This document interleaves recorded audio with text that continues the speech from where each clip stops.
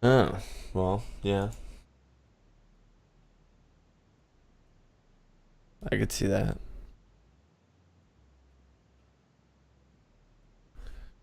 I could see that. You would see that. What up, Saint?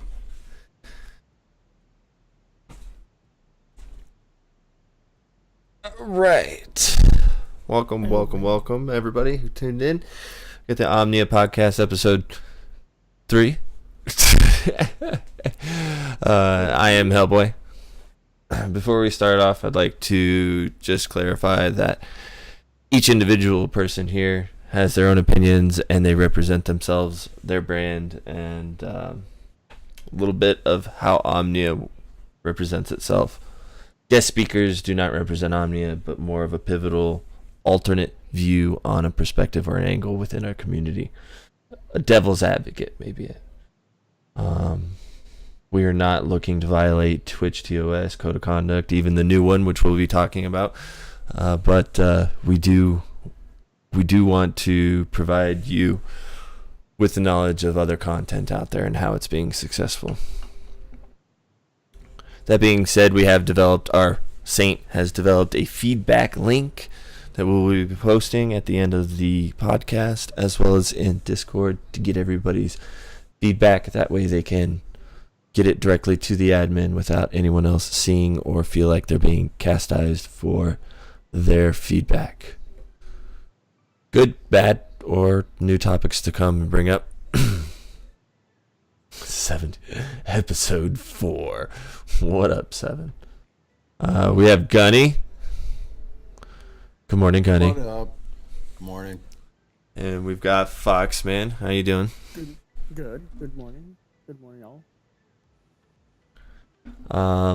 Today, Omnia updates. We had a little bit of issues with some trolls, some security issues. We had to fine line some. You're breaking in and out.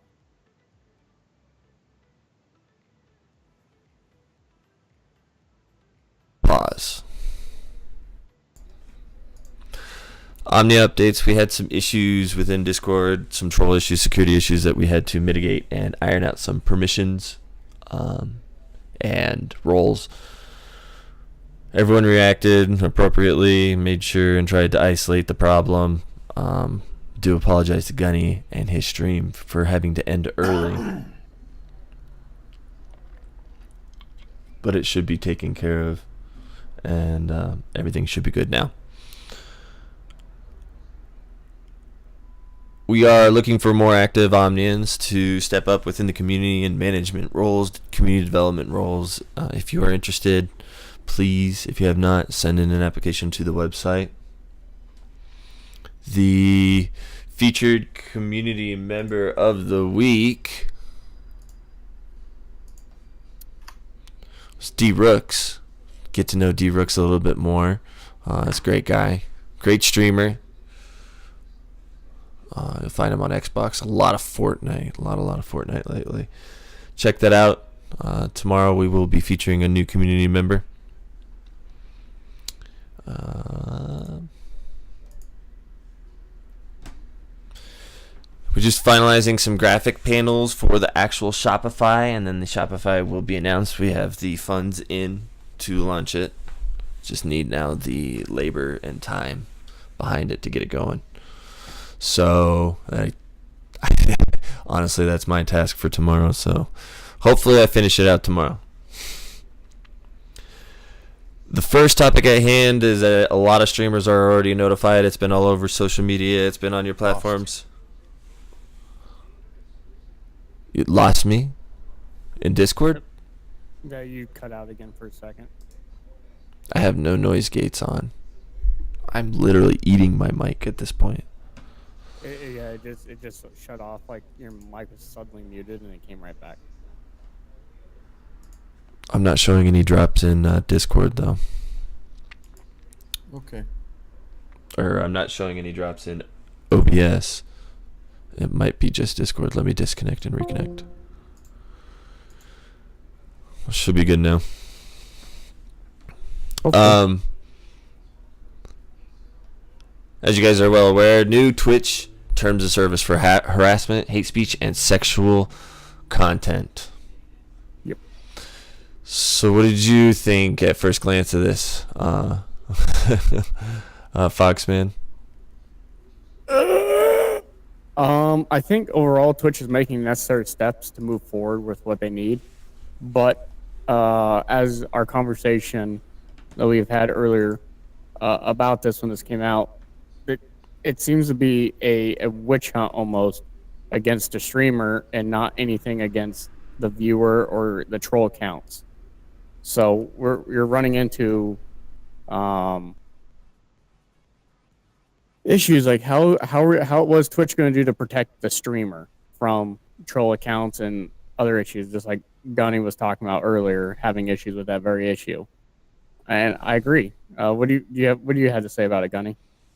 So some of the biggest things is they do touch on, and there is talk on the troller and that trollish behavior. However, my take is there's no protective measures prior to. It's a reactive. Trollish accounts and tracking and or banning trollish accounts is a reactive measure, not a proactive measure. And to negate that, why not make you have to have a verifiable account? Why is it that you can't create a Facebook account without an email? Nope. But you can go into Twitch and create an account and just have at it. And with that, then you can turn around and cause hate and discontent. Now, correct me if I'm wrong, though, Gunny. I thought in order to chat, you had to have an email. So are they using like bogus emails to verify, you think? To chat. Yeah, that's an option. As a streamer, you have to select that. So I have to put up more strict moderation within the channel. Moderation within my channel, within my stream.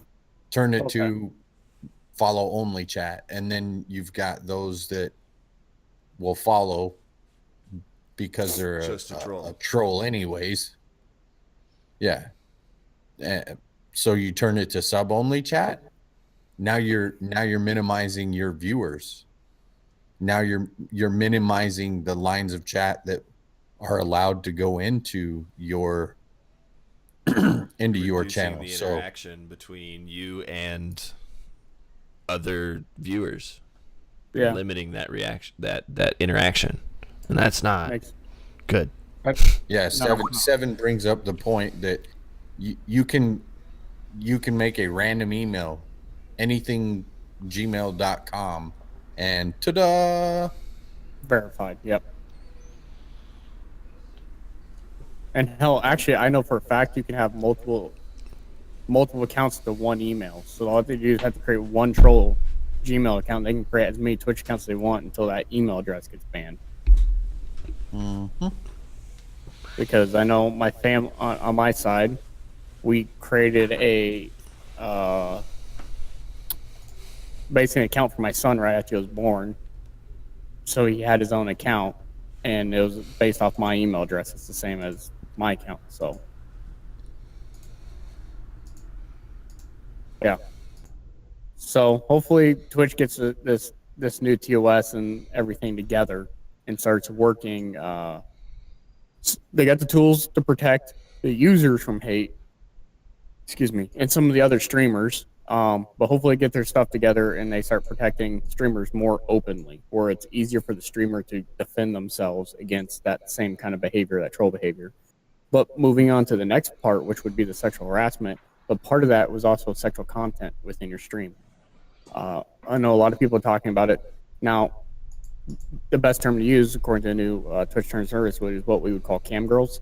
Twitch has been pretty inundated with cam girls. What do you think? Is this going to bring the end to the cam girl and start organizing how Twitch is, and it will push the cam girl away, or what do you think? Because that also, and I'm not gonna say girl, cam people, because you got guys that do it too. There's one streamer I can think of. He's just a really heavy set man. All he does on stream all day is sit there in his tidy whities and dance to music, and it's awkward and it's terrible. But he's partnered and has at any given time concurrent viewership of 60 to 100 people to watch a very heavy set man do belly dancing and tidy whitey underwear.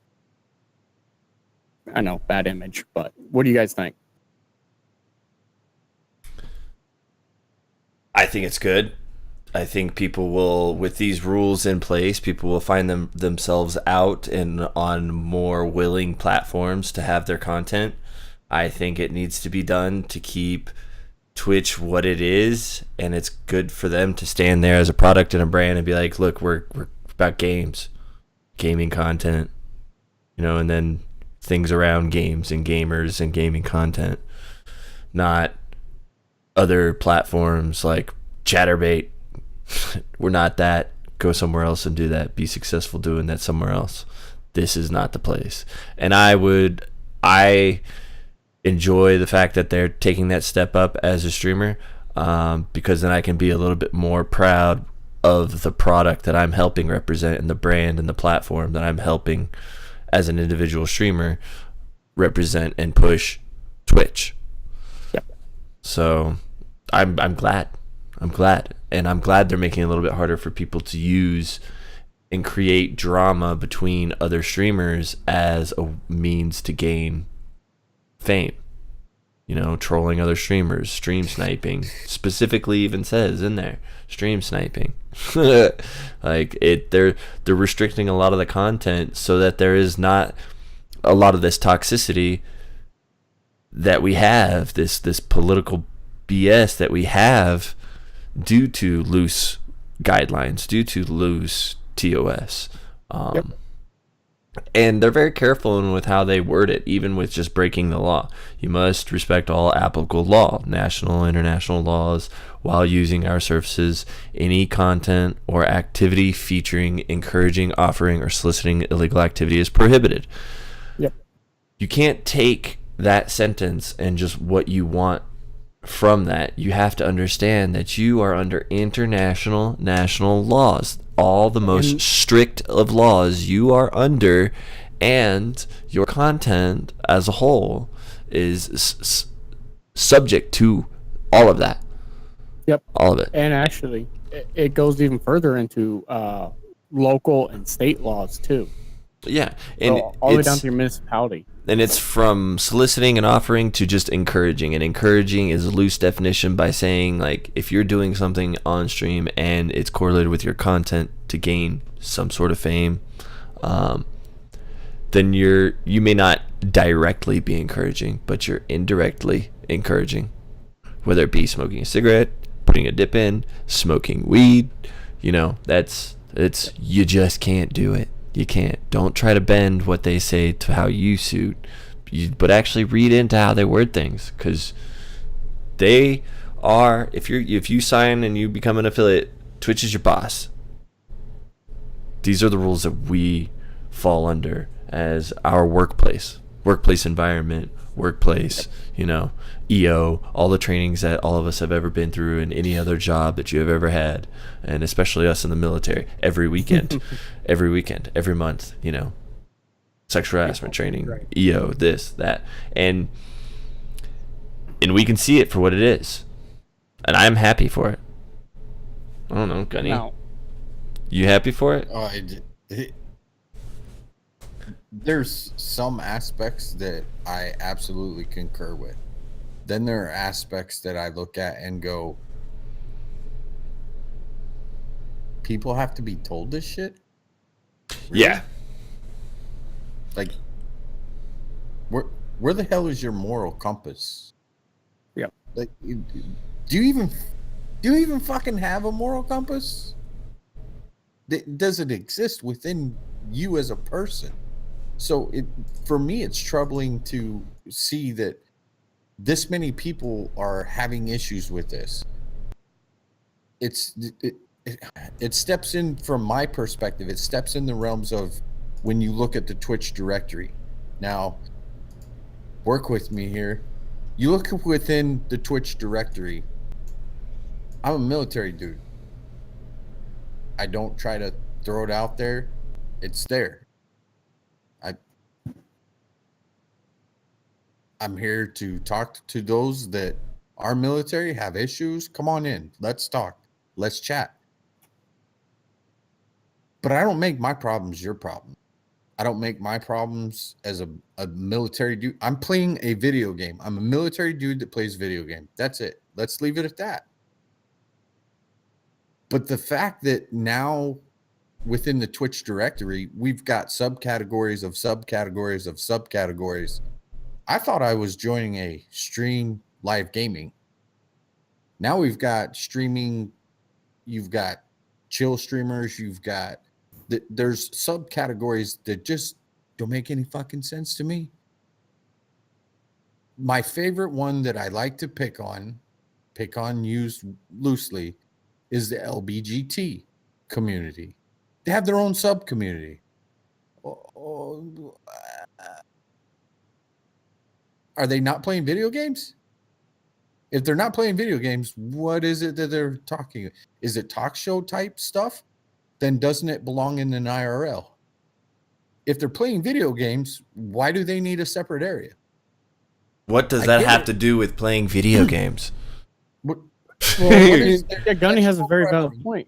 I mean, what is their sexual preference and or their choice of their likings, whatever you want to call it?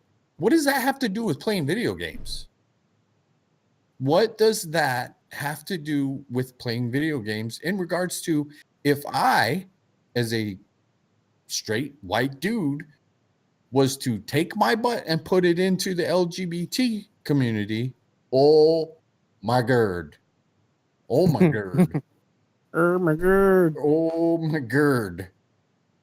Chaos. I will guarantee you I would get reported. There would be a whole debacle of the fact that the single white dude, or the not single white dude, but the white dude that he's what is he doing here? It's not allowed. He's harassing us. But if they come into the division, nobody cares. No. Guess what? You're a dude playing a video game. You're a chick playing a video game. Nobody cares what your sexual preference is. I don't put on my title or whatever that I'm homophobic or not homophobic, or that I'm married with children, that I sleep with I sleep with my, what does that have anything to do with playing video games? So why is there a subcategory for it? Why is it that there's a special place for them? Now, I will play devil's advocate on this. I overall concur with everything you're saying, Gunny. The only section I say is, like, right now we're in IRL, but now they actually have the subcategory of talk show, so you can discuss those varying issues. I understand having a sub community of that. I don't agree with it being a how should I put it? A Twitch directory. Community is fine because community is community created. So, like, we have the Omnia podcast community. We created it. So LGBTQ T plus whatever it is today wants to create their own community. Cool. But having a whole subdirectory because of that makes no sense. Are you not doing a talk show? Are you not doing creative? Are you not doing IRL? Or are you not playing a video game? Those are the only directories right now that I'm aware of. Am I missing something? Oh, and social eating. Are you social eating, which is a subdirectory under IRL? That's literally all the only things you can do on Twitch right now, and it'd still be okay. I mean, talk show and IRL are a very loose category, but it's still the only directory category that you can broadcast in. So what, and like you're saying, what does it have anything to do with that? I understand having the community piece of it because it's community driven, community created. So maybe other LGBTQ plus people can go find them, but I don't understand the directory. Why is that a thing? Because they wanted their own space, and if they didn't get their own space, they were going to bitch, and if people bitch, they cause some negative limelight towards a platform that didn't seem like they were all inclusive. And then, so lo and behold, the liberal consumer has the product makers and the company owners by the balls, because these liberal consumers will take it to heart, and they will take it to Twitter and take it to the news and take it to Facebook and viral share that and fake news this and all that. And now, because of this, I'm going to tell a backstory, and I think all of us can agree and understand this backstory will help shed a light on this. And now, this could be deemed slightly controversial, but it's a true story. It's a backstory. When I went to college, I was part of student government my entire college career until my senior year. And I was in charge of the finance committee. So all organizations on campus had to come through us to get their funds for their annual operational funds. And then we voted on whether they get what they requested or whatnot, or what they should get. Now we had every entity on campus, from the NCAA or NAACP, NAACP, the Latino college students, Asian American college students, Native American college students, so forth, so on. So we had every ethnic group that had an actual national organization. They had some kind of representation at the college. And we had the Multicultural Center, all kinds of stuff. It was a really progressive, forward-thinking area. Each organization came and they asked for an increase by percentage in their funds. On average, it was about 0.6 to 1% increase, which is great. Now we got the NAACP that came and they asked for a 16% increase, when everyone else was only asking for a 1% to 2% increase. We said, no, we cannot financially afford this. But what we will do is work with you and give you a 5% increase, which is way more than everyone else got.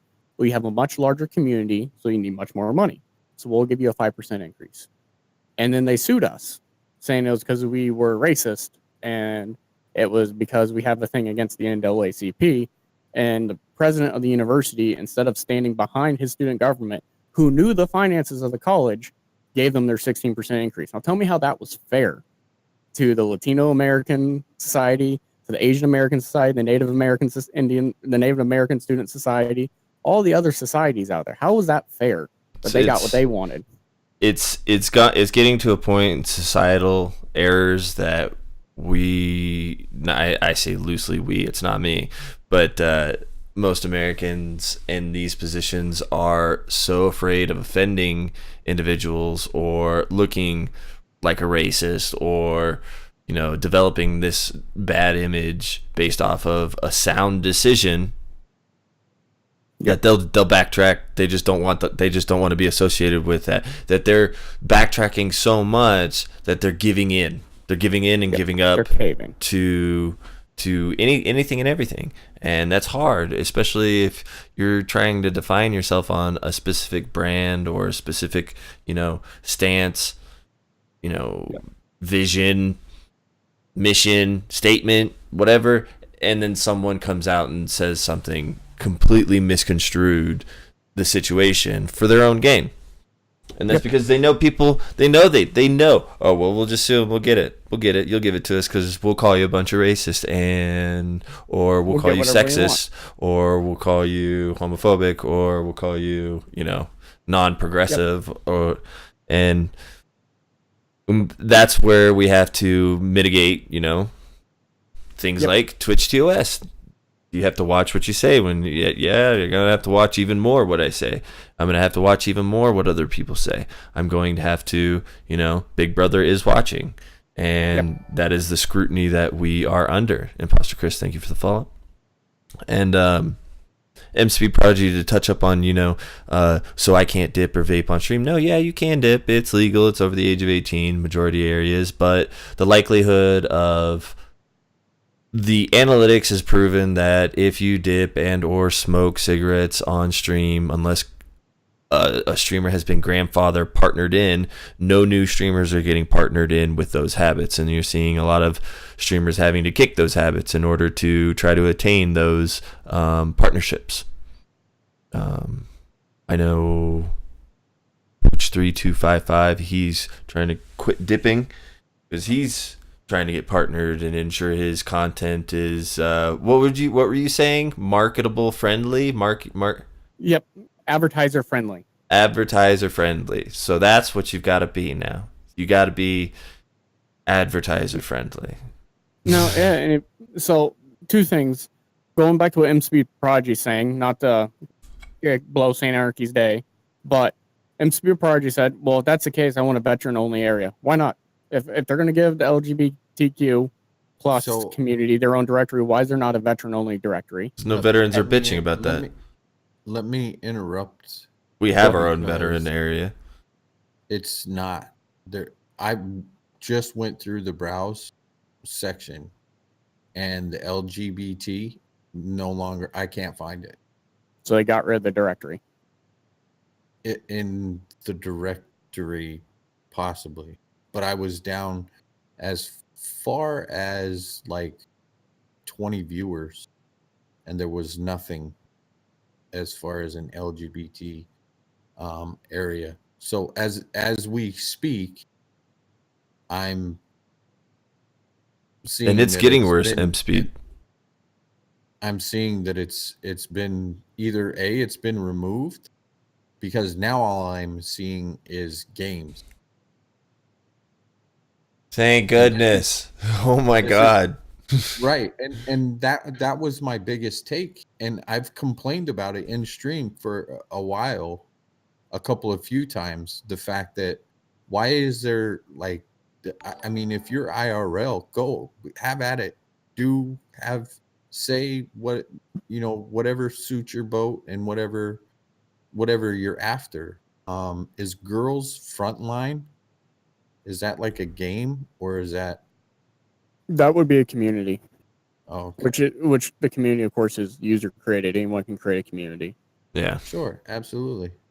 Just like variety streaming, I think right now, yeah, it's a top community right now, 90,000 viewers.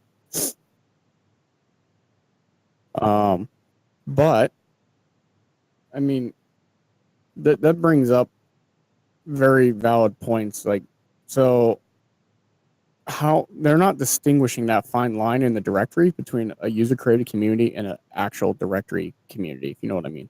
So yes, when you're browsing, you got that top one. Normally, if you get it, go in there. Like I'm going to go right now and go games. It should just be games, but it's not. You have talk show in there right now. You have Independence Day. What the hell's Independence Day? Yeah, and you just keep scrolling. That was in the top as well. Independence Day. I'm not quite sure. It's movies. I think it's people for the movies, but it's two people playing. One person playing Overwatch, and the other person looks like they're playing Paragon. So, what the hell is that even about? There's no current regulation to the communities. And I'm not saying regulate everything. I think part of what made Twitch what it is today is its openness to the public and to the people, and its creative openness. But there needs to be some kind of heavy-handed oversight over what's being created, or at least some way distinguishing between user-created community and Twitch community. So you understand, okay, so there's an LGBTQ plus community.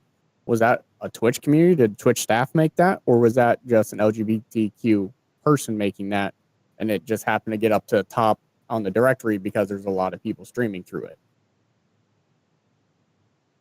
it? So I guess that's where I get at. But I know since this TOS has came out, a lot of people talking about on Twitter, YouTube, and going to what Hellboy said, advertiser friendly. This is just following the YouTube model. YouTube started this about a year ago. They started demonetizing videos because they deemed them non-advertiser friendly, because either they were talking about a controversial topic, such as what we're talking about right now, or they maybe said a swear word or something that YouTube/Google deemed not appropriate to say to all audiences. So they deemed them non-advertiser friendly and pulled the monetization. And well, a lot of those people started going to, this is going to sound hilarious, and chat's going to have a chuckle out of this. They started getting offers, and they started getting dragged to Pornhub.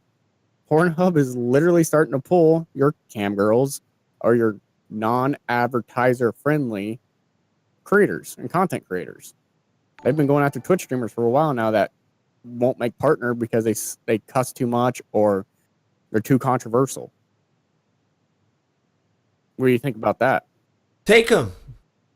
Take them. If they want to Get 'em go outta do that, here. if that's obviously if they have the content that Pornhub is looking for, I don't want them on Twitch. I don't think they should be on Twitch. Like, Bye, fuck, Felicia. take them. Ah, Felicia. What up, Terraflop, Buster Chris? What up? What up? Blue Jay, how you doing? But yeah, no, yeah, take them. That's where they belong. I'm glad Pornhub is doing that. Do it On top of faster. Jabba, Do it thank you for the better. follow. Please. Please. Just take them. You know, and that's where, you know, you find a place where you can be successful. Twitch may not be your platform. Pornhub might. But in the ways of monetization, or in the ways of moderating this, we have been on this subject now for about 30 minutes. So let's move on to our next subject, which will be supporting streamers. What sets Omni apart from Team Emmys or I don't know how to pronounce that shit, and Streamer Connect? What makes us different, Hellboy? True interaction. Above all, true interaction. People like Blue Jay, people like M Speed, people like Too Scared, all the individuals, Yip Dick, everyone, Terraflops, people who actually come in, take the time out of their day, time out of their streams, time out of work, time out of sleep to just say, hey, what's up? How you doing? And figure people out. Talk to them, get them talking, shoot them a couple messages, you know, and that's what we want to push more so than anything. That's why, you know, and it's hard to break the ice with people you don't know, and that's why we run featured community members, so you can get to know people a little bit more on a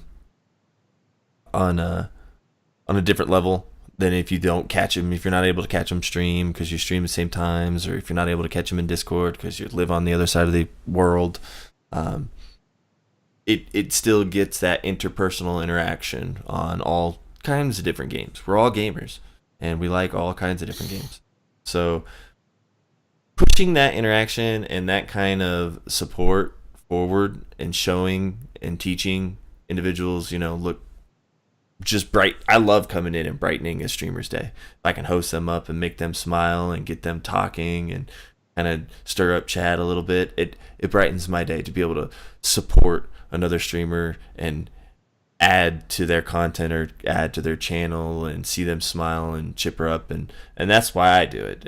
You know, and I stick around as long as I can, and that's what I think, and I wanted to build Omnia on. What do you think, Gunny?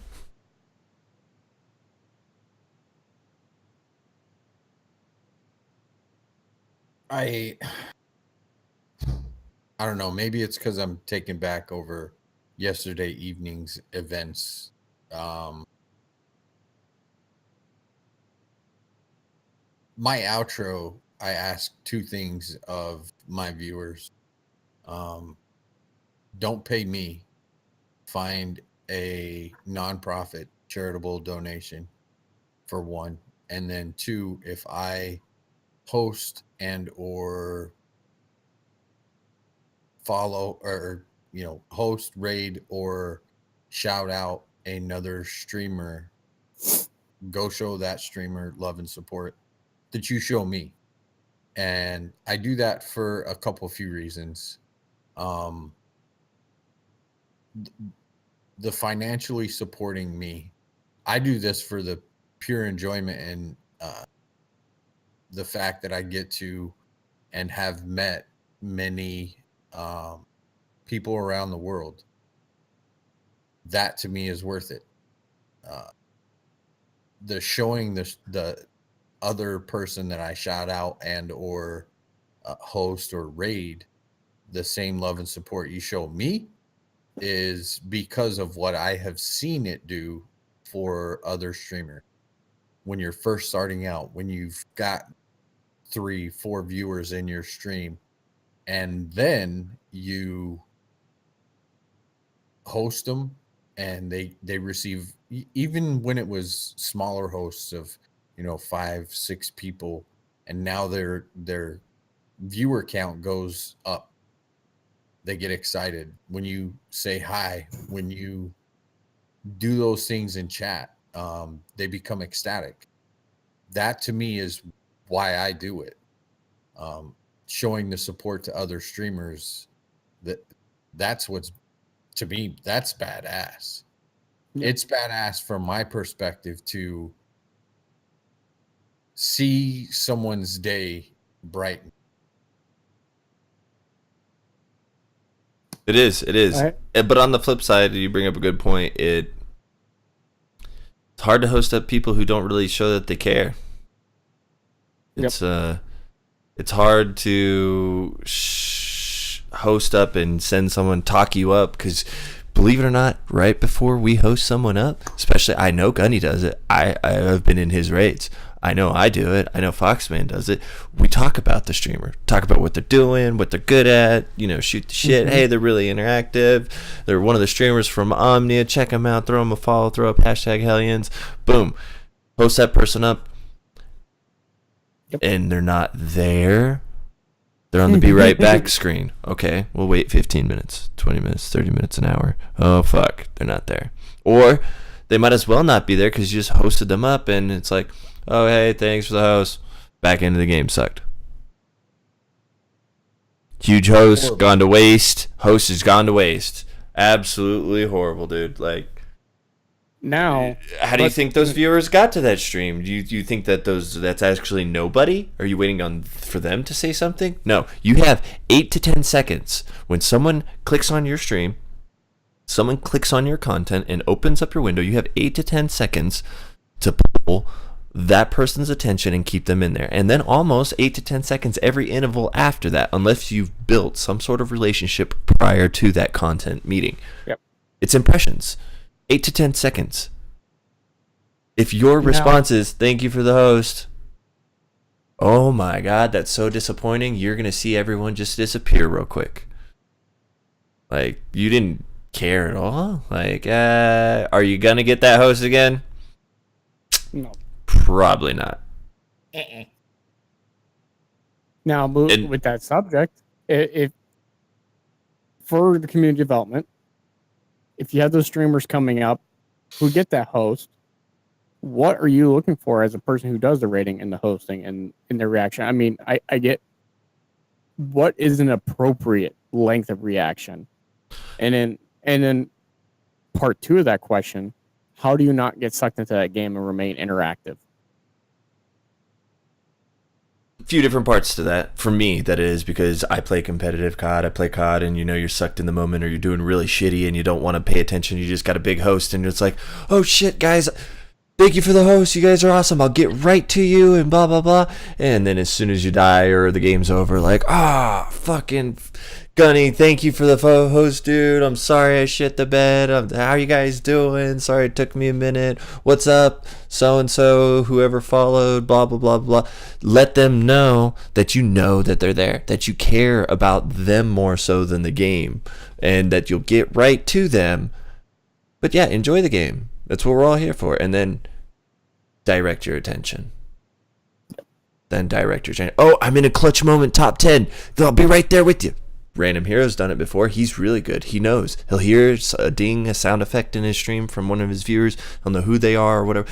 I'll be right there. Hold on. And you can tell, like, oh shit, he's in a top 10. Yeah, I clutched it up. And you're that more invested in the content because he's invested in the content. You're like, oh shit, I may have actually popped into something where this is exciting. I gotta pay attention.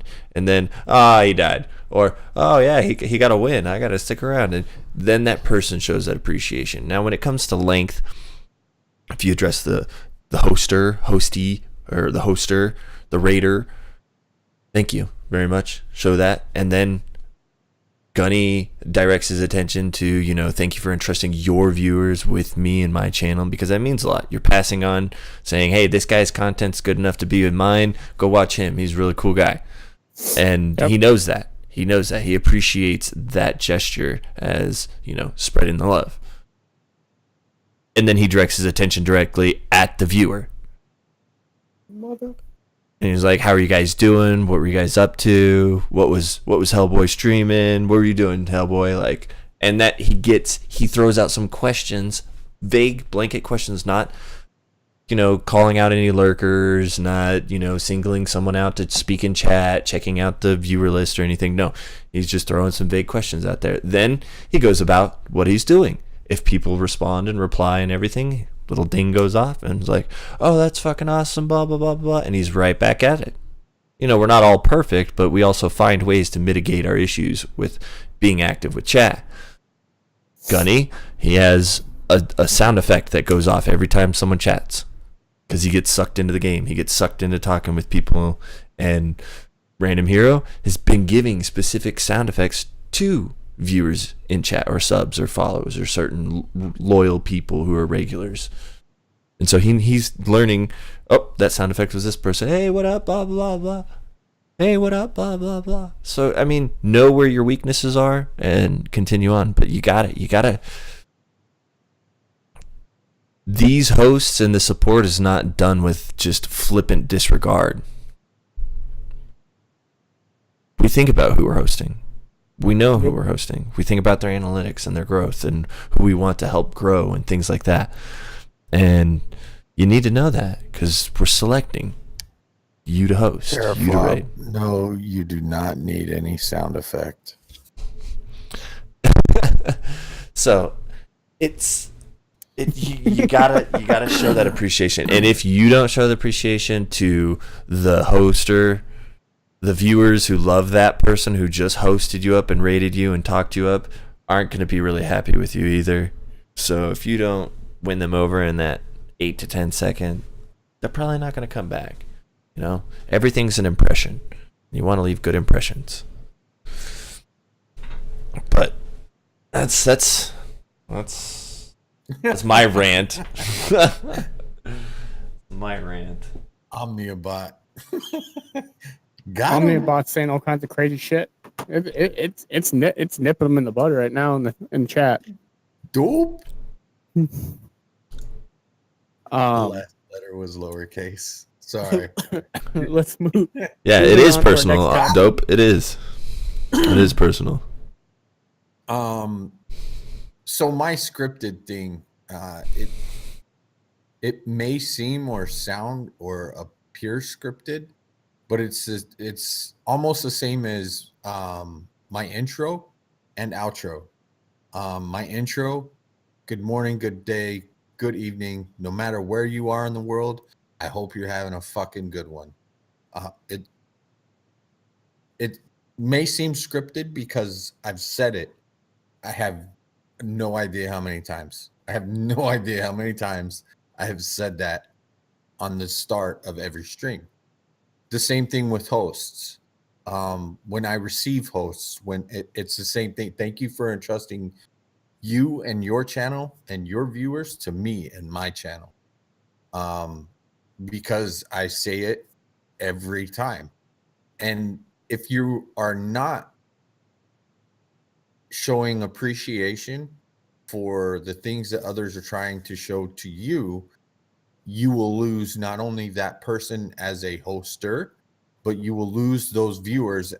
Because me as a viewer, when I go from, if I'm in Hellboy's channel and he raids or hosts to someone else, and that someone else is like, hey, thanks, appreciate it. Bro, are you shitting me?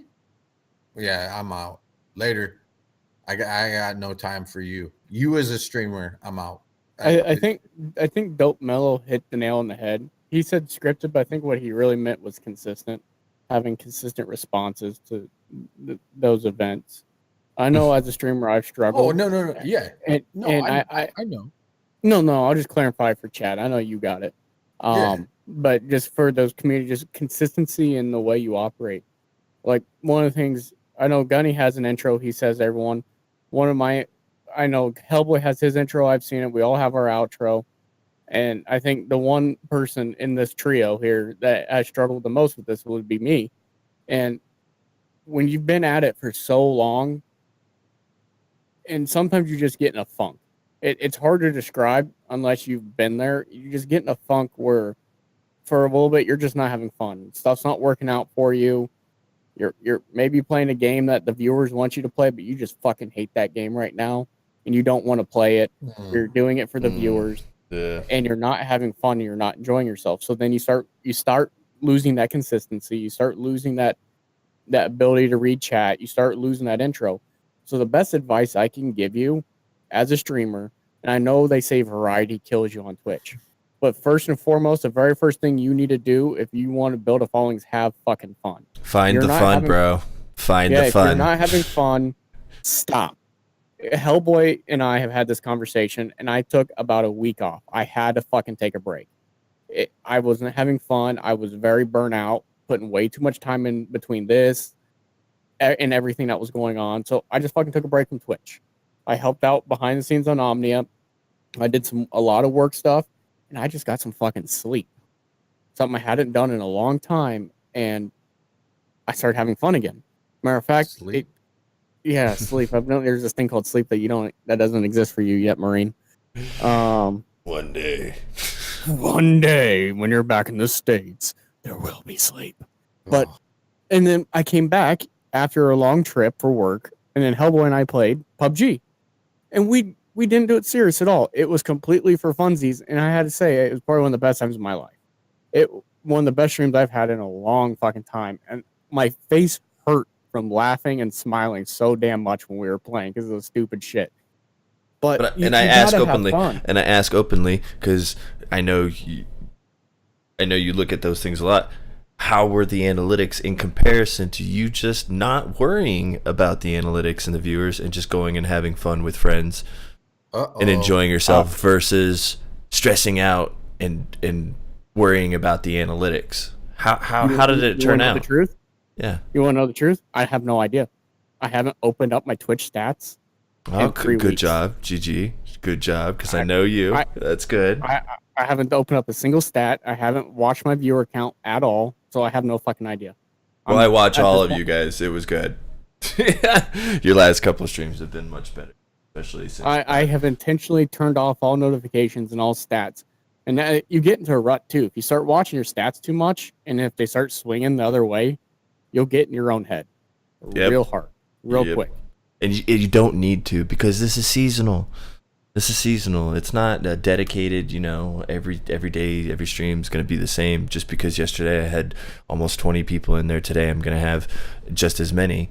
No, it would be nice to hit that, but it's not going to be the same every day. And then taking it as a personal hit to your content, or and in that inconsistency time frame, it can fuck with you, and then overall it affects the long run of your content, because then you're just stressing out about something you shouldn't be stressed out about. And you'll see that with me.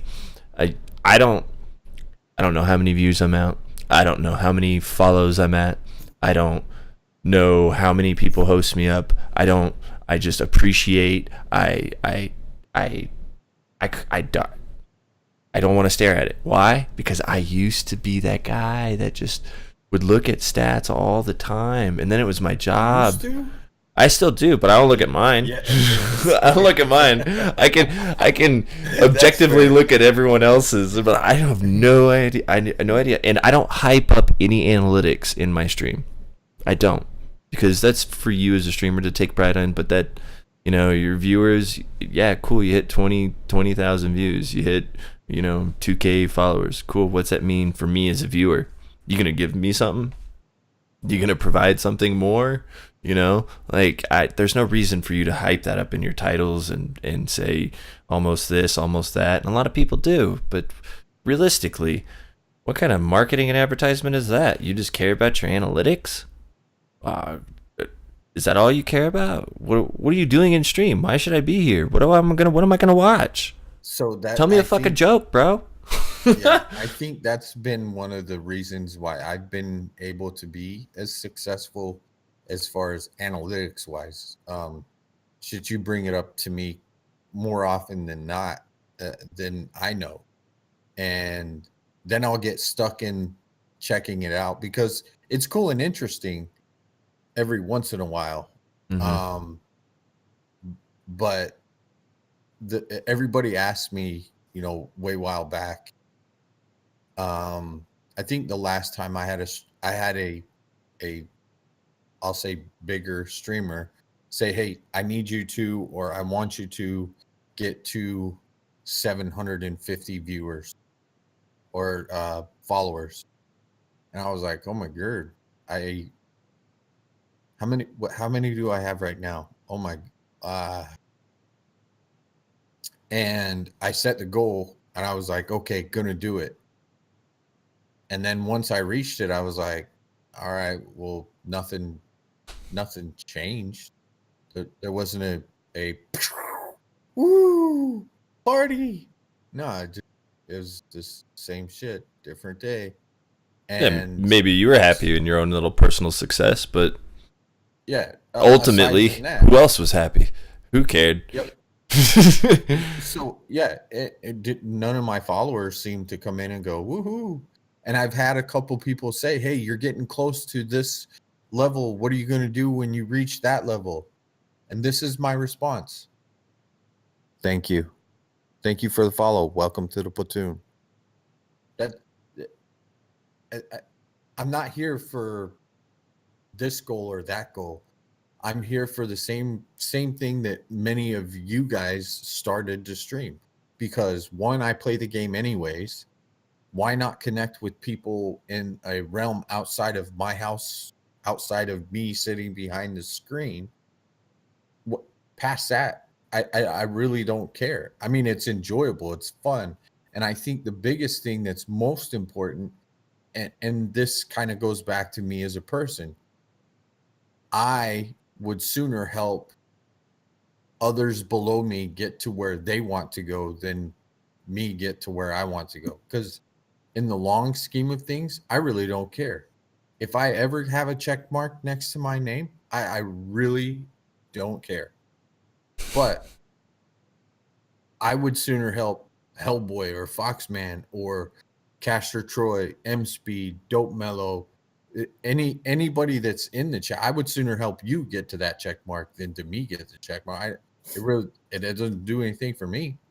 And that touches up on a point that a little bit with communities. What sets us apart from other communities versus, you know, Team MZ and this and that, or these pyramid schemes out there, or these, you know, follow for follow, retweet bullshit and this and that. What is true support? What is fake support? What is the community's drive and focus? What are they saying versus what are they doing?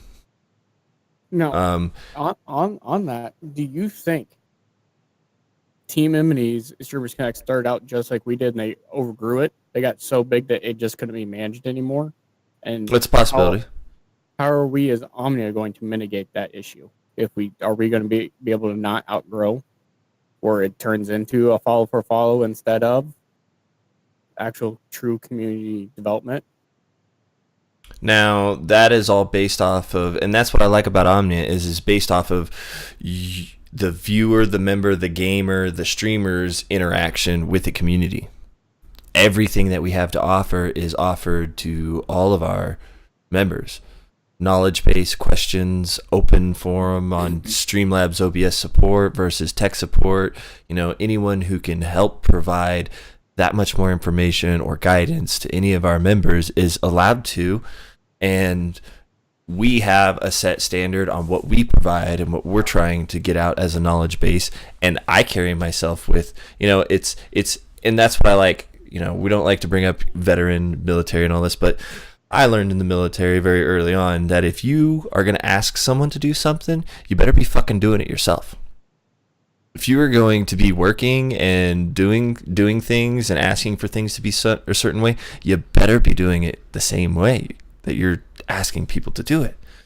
You know, lead by example, and then others will follow, and they'll see what that brings when it comes to community support and interaction. And a lot of people who get involved and active, you know, I don't know if Too Scared's here at all, but he hasn't even started up streaming again, but he's putting things together and all that stuff, and he's got 26 follows just because of this community, because of how supportive he is and because of how friendly he is and interactive he is, and that's what I think allows. Now, as long as us as admins and managers are not taking on too many roles, which we are going through another growing process right now, bringing on more mods and community developers.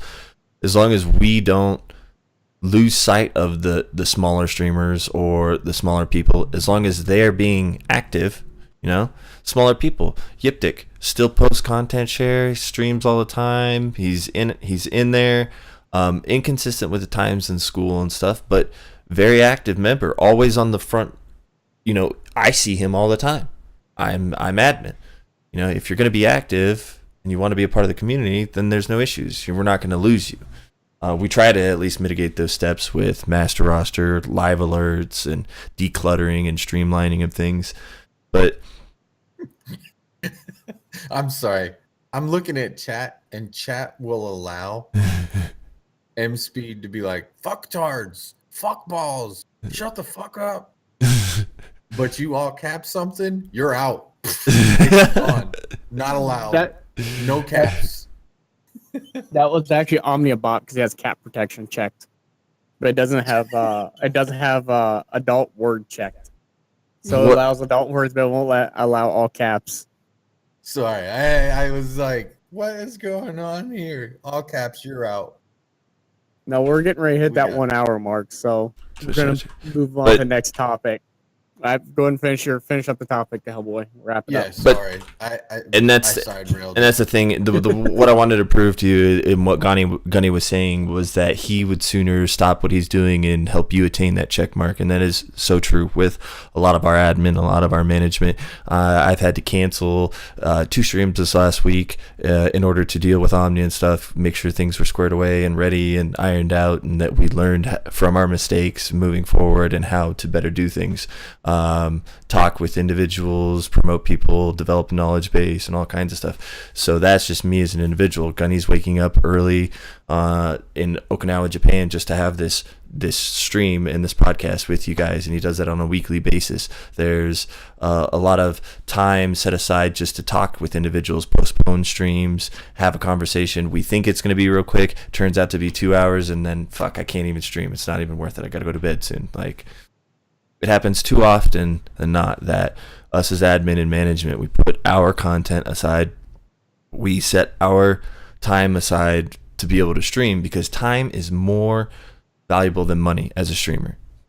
Time is more valuable. Time is money for a streamer, because you're not going to do anything. You're not going to succeed. You're not going to grow unless you're streaming, unless you're playing games and you're being active. You take the time away from being able to do that, and you're not being successful as a streamer. So when I take my time, and Gunny takes his time, and Foxman, Saint, Too Scared, Dope Mellow, anyone takes their time, Blue Jay, out of their day to pop into your stream and support you, they're taking time out of their day. They're taking time out of their brand and their growth. And more so if it would be a normal time for them to stream, or if they're helping you set things up, or talking about branding, or talking about how to integrate things and develop a new podcast, or, helping you as an individual with your stuff versus, my own brand. I'm still running the graphics on Omnia graphics that everyone has access to, because I haven't had time to even do my own revamp since leaving Olympus Esports back in October.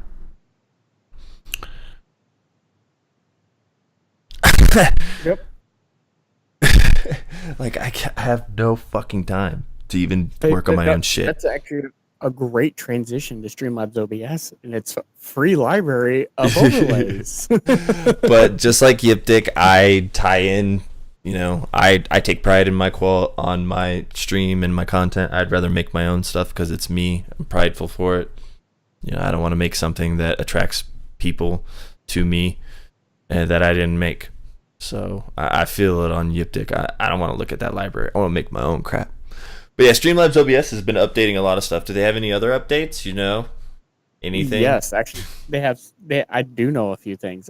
First and foremost, if you need any direct communication, you can't get a hold of me on Discord for some reason. I'm out and about. You can also get a hold of me via email at nathon.fox@streamlabs.com. The hint with that is now I actually officially work for Streamlabs. But you're welcome. Why? I've had a couple viewers ask me about Streamlabs OBS. I know. and They've already out the started gate, DMing they're me. like, aren't you running Streamlabs OBS? No, I am not. Why not? Two thumbs this guy. I'll wait for the final polished product. And then they start to pick my brain on why I'm not, and I put it out there in an articulate manner that lets them know that it is in its alpha/beta phases, and two, that I don't have the patience nor the time to tinker with or to try to manipulate to get it to work. I already have things that are working, so but it is a great product. It is, you can do a lot of cool stuff, but two thumbs, not this guy, can't know, but it's awesome. Go. Anyway, sorry. Yeah, and that happened earlier but this week. like Gunny's saying, it's still beta, but there are several new things coming down the line. This week, the Streamlabs dev team updated what's called the back end, which is basically the OBS side of it. So all Streamlabs OBS is literally OBS with a new UI and some more integration with Streamlabs software and services. And that's called the front end. They took the OBS standard UI and they inputted what's called Electron, which is the same UI software and coding that's used in Discord, Slack. I want to think XSplit maybe, and a couple other things, but Electron's still a fairly new thing. It as a coding language, it's still beta. So we're using a beta code, a beta GUI to create a software. And it's tried and true. You know, it's beta. I mean, look at Discord. Discord's a prime example. It's a fantastic piece of software, and it's running Electron on the front end. It's running the same back end, though, as Slack. It's essentially the gamer version of Slack. And for those who don't know, Slack is the exact same thing as Discord, what we use, but for offices, for businesses to inter-office communicate and telecommunicate and telework. So there were some major updates to the back end, the update to the most recent version of OBS. So now Slobs and OBS have the exact same version on the back end, which is fixing a lot of issues. The big issues that we've been... Does it work? When I wasn't talking, it's kind of a pointless mute. It does work. It did work, I think. Got him. Am I muted? I still have a giant X over my head, so I'm just gonna stare at X. He was muted. You were for a little bit. Both of you muted. You just want to burn your X's, is that it? Yeah. No. Layman's terms. What are they? A stream delay. Do they fix it? Streamdelay's never been broken. It's just it's there. It's just not enabled. What is it that they fix that I can play with? What is it that they fix that you can play with right now? Yeah. The public has not access to it. It will come out this coming Friday, which will be version 8.10, and it's going to fix a lot of issues with window capture, game capture, and some of the back end stuff. Bam. Oh, they're fixing Nice. the things that Finally. I had issues with. Friday. So Update. it should be Friday, pending any kind of like memory leaks or anything else they run into with the code, which I'm running the beta. I'm running the preview, so I haven't had any issues. On that, Gunny, funny thing is, Streamlabs OBS has the exact same backend as OBS. So it having issues with game capture and display capture has been baffling the devs when OBS doesn't, because essentially the way that piece of software works is Copy paste. It is literally copy paste. So why it's not working, they don't know. So that they've been having to troubleshoot. Why is the code working in OBS but not in our version of OBS? It's the exact same code, exact same everything. Why is it communicating with this Elgato or this AverMedia, but not with that? Why is it communicating with PUBG there, but not here? So they've been having to do a lot of troubleshooting, because logically there's no logical reason why that piece of code wasn't working. Yay! More So beta. it's More cool. beta-ing. Is that a More verb? Can we beta-ing. use that as a verb? But we're getting closer to 1.0. Yay! We're getting closer to 1.0. 0.863333. Yeah, exactly. And I can promise you, this is just the tip of the iceberg with what Streamlabs is going to be doing over the course of the next year or two. Just the tip of the iceberg. It's just the tip. Just the tip. Just the tip. Wait, can we even say that anymore? Talking about just the tip, rumor has it that Treyarch is going to be putting out Black Ops 4. They are the development team that's been developing for the last 3 years on the new Call of Duty. And JD the Alien coming in hot with the viewers. Boop, boop, boop. Thank you for the host. And but during their announcement, unlike last year when they announced Sledgehammer was going to be doing it, Sledgehammer said they were going to go to more traditional play. Treyarch announced that they were going to be doing the new COD. They have not announced any hints whatsoever, whether it be traditional play or jetpacking. My guess, as good as yours, but they're probably going to be a modern boots on the ground. Is probably what it's going to be. I don't think, because the majority of the polls and majority of the analytics and majority of the statistics show that over 78% of the Call of Duty community wants traditional gameplay. Less than 18% want futuristic jetpacking maneuverability. So, will you see something a little bit more fast-paced? Yes. Will you see something as fast-paced as a jetpacking? No. They may add a dynamic in there that you can knee slide and continue to move on. Trophy systems, develop in some way, shape, or form maybe a game mechanic like they have with every COD except for this one. Maybe some bright colors. I don't know. Modern shit. It opens up the avenue if they do a modern boots on ground to make it more appealing than just some very thematic traditional. And it's good for what it is. World War II is good for what it is, but it's not that grind hard COD that a lot of people were expecting. Fair enough. Do you think Treyarch's going to learn from this past year, 2017, and not put in paid to win or paid to play DLCs that should be free? They grossed over like 1 point something, but $2 billion or some shit. I was reading. I don't know if you read the same thing, but it was over $1 billion in microtransactions. So no, they're not going anywhere. You idiots keep paying, they're gonna keep supplying. It's like a drug. It is a drug. And that's exactly what it is. It's gaming. It's gambling for gamers. Then they provide an achievable access and avenue to the same content through playing the game in a realistic manner. That alleviates any pay to win issues. You can always play to win, but microtransactions are not disappearing at all, ever. Well, damn. Stop paying for it. So on the microtransactions, just a oh, by the way, kind of, here you go. Bungie / who did they part? Activision made $4 billion on microtransactions through Destiny 2. So you want to know why they provide shit products? They made $4 billion. That's B with a capital B, not an M. Bravo. $4 billion. Holy shit. On a shit content game. A rushed, not well-mannered or manicured product. And they made billion that much. Yeah, B. Can I get some B's in the chat? Billion. Yeah, it's not going anywhere. Not going anywhere. Okay, so and that with all this money involved, with all this limelight to produce the best content and gameplay out there, and I suck at COD. I try to be good here and there.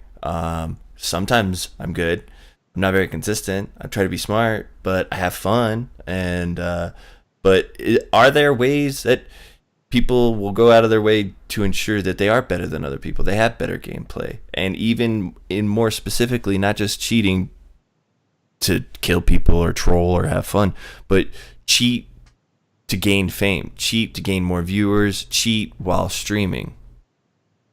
touches on a little on the TOS, but it also brings a little bit of limelight to even on, yeah, we know there's a lot of PC cheaters, but there are a lot of console cheaters, a lot.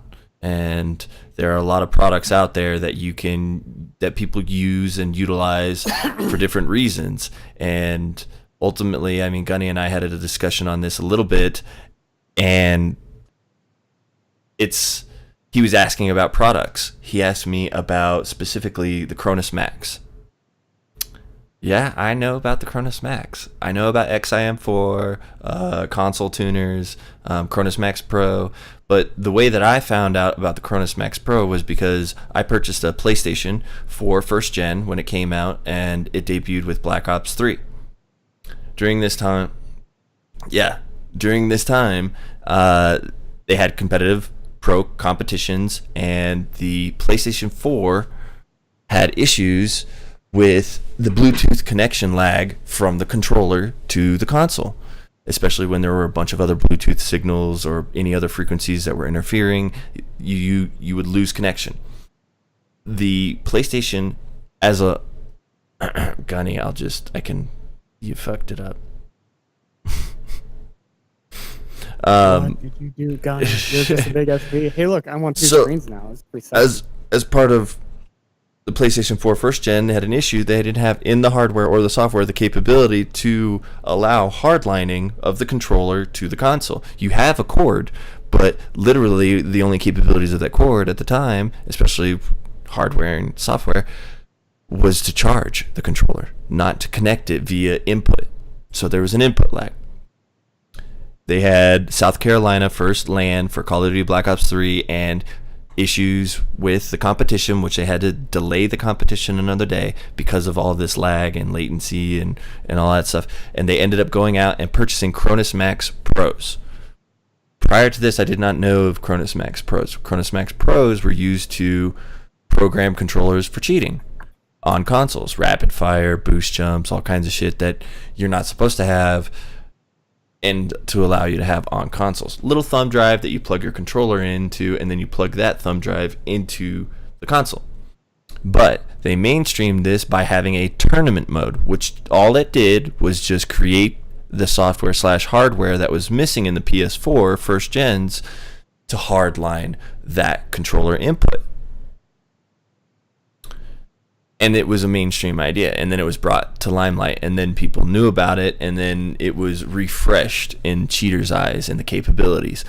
I don't like to suck because of internet, because of lag, because of hardware, because of this, because of that. If I suck, I'd like to suck because I suck, not because, Bluetooth lag in the controller. So I looked up a Cronus Max Pro. I went out and I purchased one for $60, and I turned it on to tournament mode, and I used it during Black Ops 3, a little bit during iDub, and most recently I can't find it. That's because I'm a scatterbrain, but I still have it somewhere, just to hardline the controller.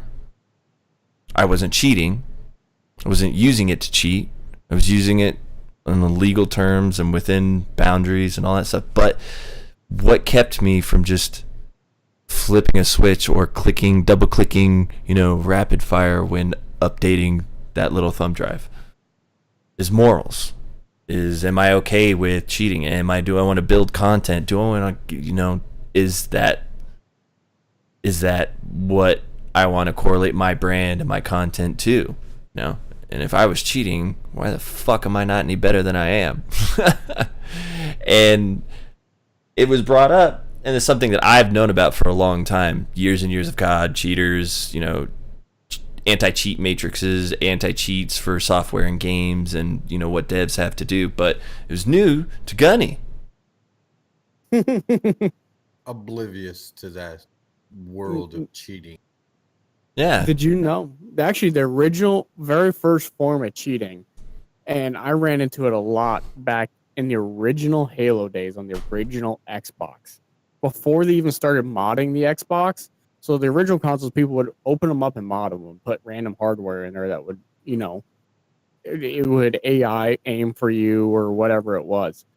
But the most common one was what we called lag switching. It first started with someone literally having the console sitting on their lap as they were playing, reaching back to the network cord that connected it to the internet and unplugging and plugging it in really fast. So it caused them to warp around the map. But on their side, they stayed stable. So they would shoot you, but you would just see them moving around all jerky and warping around. And now they've advanced. So you can actually buy a lag switch device that you connect your network switch to and then run another network out.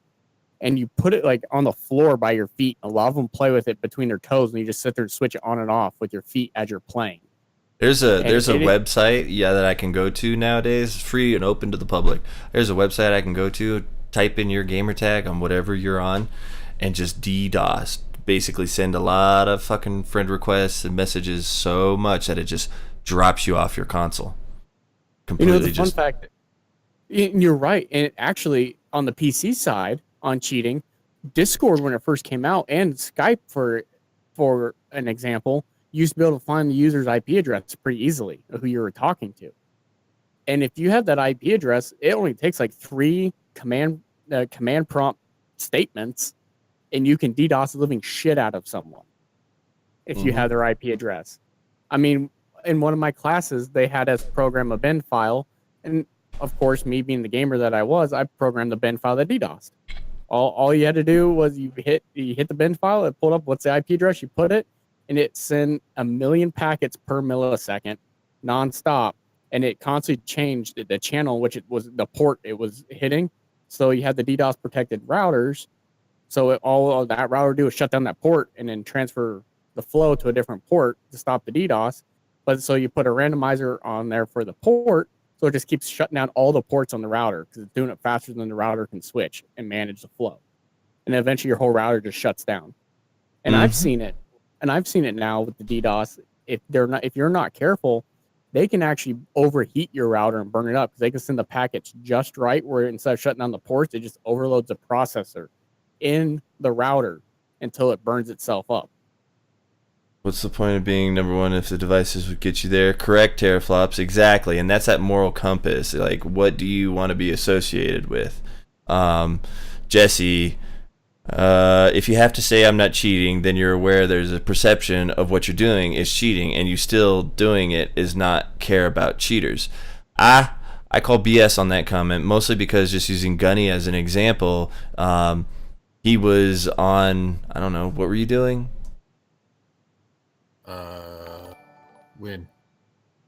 When you got accused of having an aimbot. Oh, just playing the Division. Yeah, he was playing the Division. Kid comes into a stream and is like, "You're using an aimbot. You're using an aimbot." Gunny using an aimbot. I've watched his. What are you saying? I've watched his I've seen streams. how bad his aim is. He's even Flop, you shut your mouth. So it's just because someone perceives in their death that it has to be you cheating, it can't possibly be that they suck at the game. Sucks to suck, bro, but you don't need to put your blame anywhere else, especially so it's not just because someone thinks you're cheating you got to be cheating, and if you're not outwardly speaking out against it and everything, you must be okay with cheaters. Like, no, I'm not cheating. I don't cheat. I know cheaters, and then I've been accused of cheating, and be like, no, dude, you just suck. I'm that good. You suck, and get over it. It happens quite a bit. People false reporting, false banning, false this, and people need to take into account that some people are just that fucking good. But cheating's a new culture. I mean, it's always been around in gaming, but it's like it's an offshoot of trolling. Cheating is an offshoot of trolling. Well, I think, to be honest, like mainstream cheating started with WoW. And here's why I say that. Chinese gold farmers. They made so much money by exploiting the game using bots that can do the exact same thing with multiple accounts at the exact same time to the exact same spot on different servers. They move one and they all move equally to the exact same location to farm gold. And then they traded that account and they sold gold. And now they've taken that and those same technologies to move them, the AI to move the bots, to move everything around has been adapted to varying PC and console games now. to the point you're looking at PUBG, who literally at the beginning of this year banned 1/3 of their concurrent player base for cheating. 3.2 million players were banned in a single week due to cheating. And that's before the console even launched. I mean, that's unheard of. You even back when cheating was first a thing and Halo and everything, you're lucky if it was 0.5% of a player base, if not less. PC, of course, was always higher because it's easier to mod on PC and easier to cheat. But PUBG, on 1/3 of your player base is cheating? Why? I know why. Nintendo Game Genie. I remember that back in the day. Yeah, Nintendo Game Genie. I do remember that on 64. But I can tell you why, and this is why. Microtransactions. PUBG, you can farm items and turn around and sell them on Steam for real money for microtransactions to get cosmetic gear. People are cheating to get, because the better you do in the match, the more kills you have, the higher your rank, the more that in-game currency you can get to buy those crates to get those items, which they can turn around and sell on Steam Marketplace to make money. They're literally using the cheat to farm. It is Chinese gold farming for real money. I would like to argue MSpeed's comment right now. He's like, okay, I will say, if you use an Elite or a Scuff, I think it's cheating. Along with mouse and keyboards on console. I will argue that with you.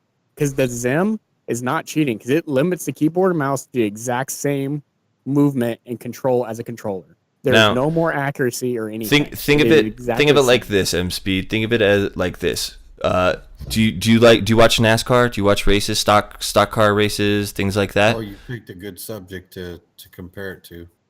So what it is you've got a series.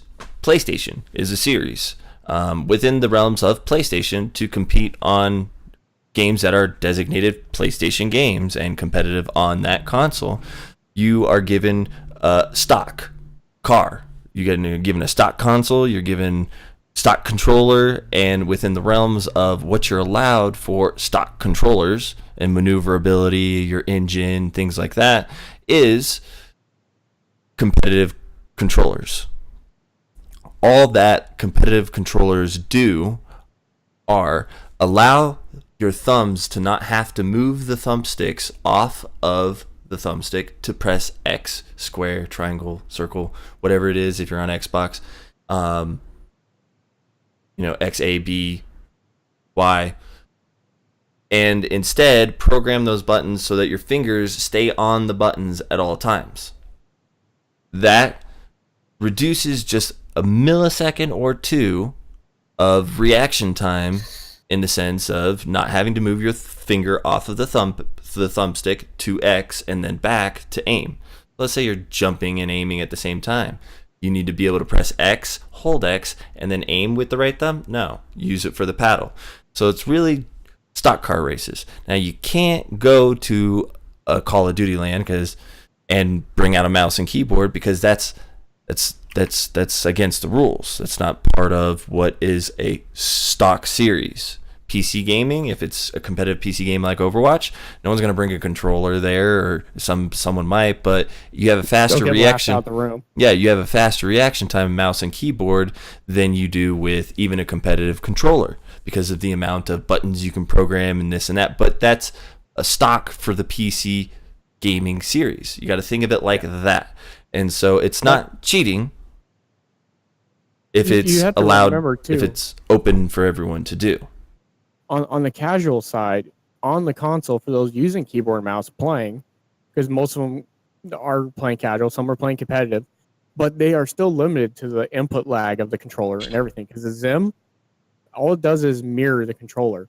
So the dead zone on the joysticks is still there with WASD and the mouse.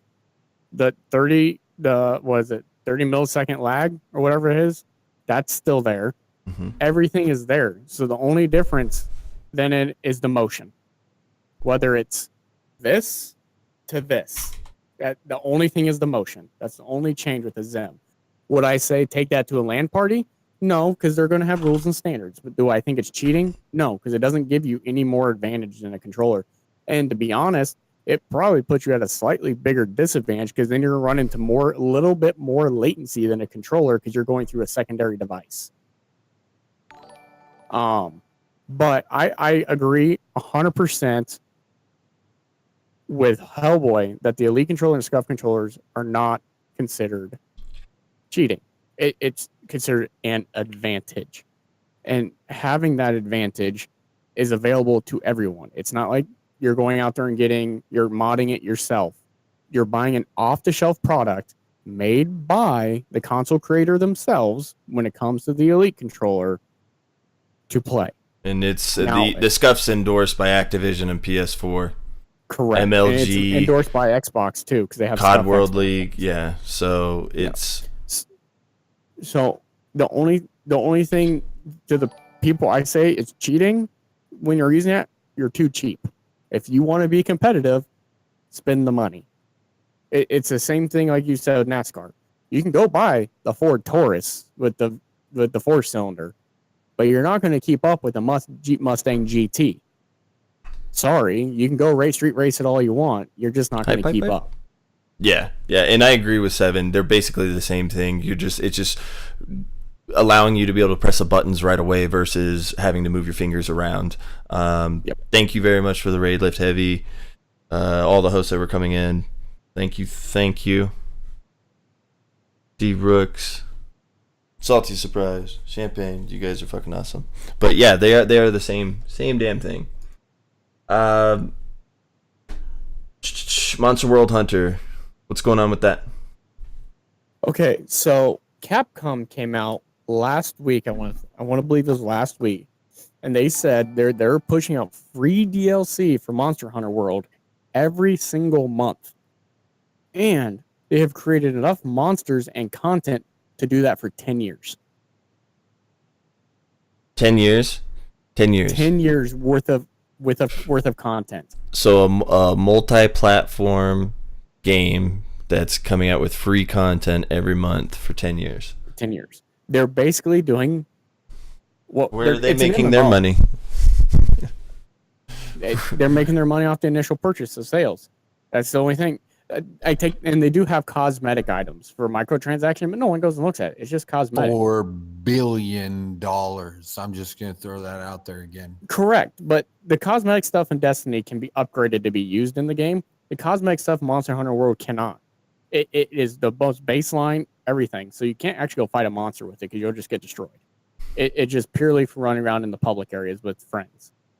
So they're making their money off game sales alone. And it is an MMO, just like Destiny, just like WoW. So they're creating a longevity of the game to maintain its MMO status. And it is but based on the Unreal Engine, I believe. Mm-hmm. I think. Mm-hmm. It is. Kai, thank you for the host. You guys are fucking awesome. I can't believe this. 40 viewers. You guys are fucking amazing. It's little successes, you know. Gunny got the stream to where we can get the channel affiliated, so within the week, as soon as we finish up the paperwork, we'll be able to sub, throw bits up, all that kind of stuff. But just wanted to pause you guys and say you guys are fucking awesome. I want to put it out there too right now, not that I normally pay attention, but our concurrent viewership's over 40. Yes. PUBG is back in a big way. What do you mean by PUBG's back in a big way? There's hackers all over that shit still. There's hackers all over that shit. The only thing that's back in a big way is Dr. Disrespect. You're correct. But it proved a point on Twitch. And I know Gunny's going to shake his head at this because he probably does not like Dr. Disrespect. But when Dr. Disrespect on the 5th of February started streaming again, My birthday. Happy birthday. He set a Twitch record. He knocked Tyler One off of the most watched single person streamer ever. Tyler One had it with 376,000 people. Dr. Disrespect got 389,000 people watching him that day. PUBG went from a directory of maybe 60, 70,000, most of that going to Ninja, at 30 to 40,000 people watching him to now it's in the 200,000-300,000s again. And Dr. Disrespect's only maintaining a $40,000 to $50,000 or 40 to 50,000 concurrent viewership. He broke Tyler One's record, right? Yes, he broke Tyler One's record. Mm-hmm. So PUBG's back in a big way on Twitch, which really does segue. And I know Gunny's got a question on that, so we'll hit the question. But is Dr. Disrespect truly the face of Twitch? Because he's bringing in the most concurrent viewerships of anyone on Twitch. He's one of the faces of Twitch. I think he likes to own it, and that's part of his bravado as the face of Twitch, and it creates issues, playful competition and banter, like Streamer of the Month within Omnia. You know, hey, I won. You know, hey, look, I got more viewers. I'm the face. You know, that kind of shit right there. Because then people, I don't know who the fuck Tyler One is, but did I check him out when people were talking shit about Dr. Disrespect and comparing it to Tyler? Yeah, I checked him out. And he's no one I would want to watch. Dr. Disrespect is way better, but that's me. People love Summit 1G. People love all these other people, but I like the cinematic feel to Dr. Disrespect. And I wanted to touch, and then the reason why I worded it the way I did is streamers have power to make or break games. When they have viewers, they influence developers, they influence games, they influence the popularity of games. And this shows how one streamer can just take a game that everyone's like, meh, there's hackers, this isn't fixed, this, you can fall through this roof, and meh, they're sitting on their asses. And then Dr. Disrespect comes back and boom. Oh, you want to play PUBG, bro? You want to play PUBG? Like, did they do anything different with the game? No? Okay. No? I'm good. Exactly. But I mean, Gunny, what were you gonna say? So it's off topic of the PUBG stuff, but Champagne had a very, very intriguing question that I think got very, very much overlooked. And Champagne, TJ, I got you, bro. Where will the money go for Omnia Channel, or from the Omnia Channel? Good question. Very good question. We have answers. We do. We have all the answers. There's multiple facets of where it will go.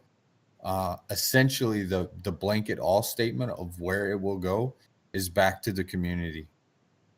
Back to you guys, not necessarily just the viewers, but back to the community. Those that are within the community, it goes back to support programs such as giveaways and things of that nature. It'll also go to one of our other topics, our hype bags and things of that nature, that the hype bags go to most supportive and or active members within the community.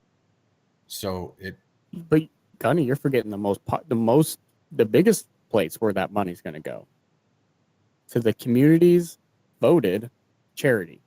A lot of that money is going to go within the community, but we also have the charity side of it, where we as the community pick an organization every month, and a good chunk of that money will go to that organization. Yep. That's after I get my cut. Yeah. And you know what the best thing is that if anyone has any questions on what is going where, or would really like to see what is going where, we provide open ledger and open annual budget to all, so you can tell. Everyone can go in and go look at the Excel or the Google Sheets document. And then you can also tell what we plan on doing with it, what campaigns, what marketing, what giveaways, what we pay for on a monthly cost for websites, for Shopify, for automation, for applets, for development, for graphics, for swag bags, for shipping and handling, for what sites we use, what those things cost, what cut we get from what on the Shopify, how much money or profit do we get, at what times, every single thing, so that you can tell that it's for the community is put on the ledger and put on the annual budget. So, yeah, very good question. Thank you for asking it. I think it was very important to bring up. Now, moving on to our last topic before we get to our clip rundown of the week, the latest on the Overwatch League. Hey, green wall. Up that Annie, baby. Woo! Okay, so this one got me hyped. I watched every single game this week, and by far, this was the best week I have ever seen in Overwatch. The best top-tier play you will ever see. Even the Florida Mayhem, who was the worst team in the league, fucking nailed it, guys. I mean, they lost to Philadelphia, but it went 5 matches, and it was heated. But it left our top 3 for the playoffs on Sunday night or Saturday night. And our top 3 were New York Excelsior for first, and tied for second, the Houston Outlaws, whoop, whoop, and the London Spitfire, which led the London Spitfire and the Houston Outlaws to go in a head-to-head to play the number 1 team. Sadly, our Outlaws lost, but they took it all the way to the 5th map, but they lost. But it's okay, though. We lost to the Stage 1 champions. Now, the Overwatch League has a total of 5 stages for the season. Not technically Koreans, but they weren't the Korean team. They were not the Seoul Dynasty. They lost to the London Spitfire. They're still a who Korean won team. overall. Not the Koreans, but they were still a Korean team. There was They had 2 Europeans. They had 2 Europeans on their team. So they had 2. That being said, the winner of Stage 1, really that champion, that placement, the playoffs mean nothing. That's just for bragging rights at that point. It doesn't affect the whole season rankings.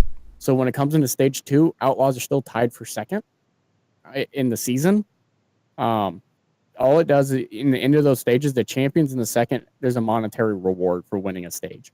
So first place, Spitfire won $100,000 as a team. And then at second place, the New York Excelsior got $25,000. Quite a big gap in that purse, but that's how it went. Outlaws didn't get anything besides bragging rights.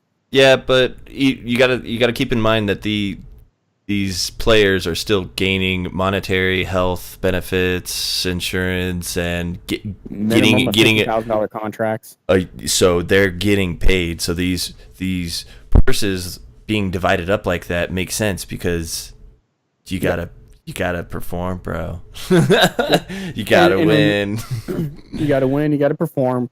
And in reality, you're doing well. These players are getting paid, and you got to earn your keep. And they're now in the trade season. So between each stage, a trading season opens for teams to trade for other players, pick up new people onto the roster. Let's hope the Florida Mayhem can actually pick someone up because they're the only team without a replacement. So if someone's sick or whatever, they got a player they forfeit. They only have a 6-man roster. Well, London Spitfire has the largest roster, which I think they have 18 players. And remember, the minimum sign-up for the Overwatch League when a team signs a player is $50,000 a year. So whoever's financing the London Spitfire, they got some monies. Oh yeah.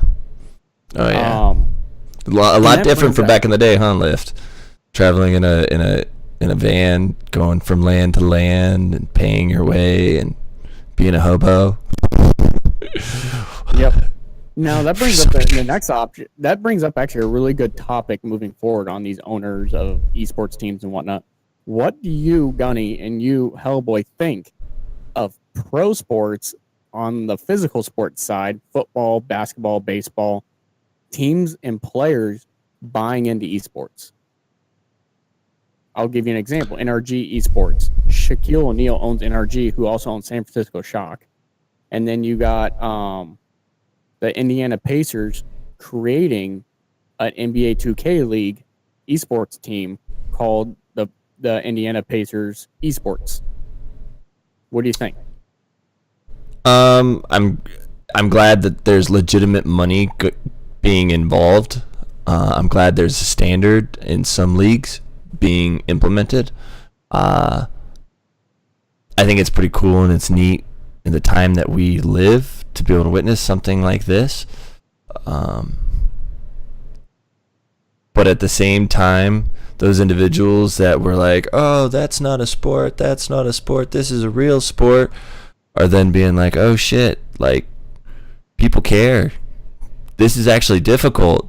Like, I can't, they're not just playing games, they're competing, they're creating a competition, and they're getting emotionally invested. I want to be a part of this too. You know, this is something that I could venture in if I bust my knee out tomorrow, or get hit too hard, or, you know, have some medical issues that keep me from playing a professional sport. So I mean, it's a good investment on their part, but it's kind of contradicting and ironic to see real athletes who've been bashing esports people for a while then turn around and be like, wait, here's some money, do it more. So it's a pivotal moment, and I'd like to see how it ends up. Gunny? Money talks and bullshit runs the marathon. Let's get this shit straight, people. They are dumping money into it for the same reasons why companies are pushing money into streamers. We are a huge marketing platform. That many of us streamers don't realize or understand that when and if you market yourself correctly, properly, can bring bucket loads of money to these companies, businesses, and or corporations. So for a pro sports team owner to start dumping money into esports, he's just diversifying his marketable income. That's all. Let's not get this twisted. Money talks and bullshit runs a marathon. These kids that are trying to play games for a living, there's going to be a lot more living to be had in it. Yeah, now, I got a question. I'm not a basketball player, not an NBA player, but I listen to Colin Cowherd because I love esports. I love regular sports. And I listen to Colin Cowherd sometimes. I listen to his varying podcast communication about what's going on in the world of sports. And he had on a member of the Golden State Warriors. He's one of the big ones. I can see his face. I just can't think of his name.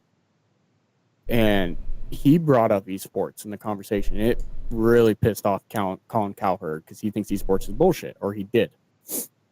And that NBA player called out, and I get what you're saying, Gunny, but he said, we are not the future of sports. Esports is the future of sports. Physical sports like the NBA, MLB, NFL, they're going to start dying.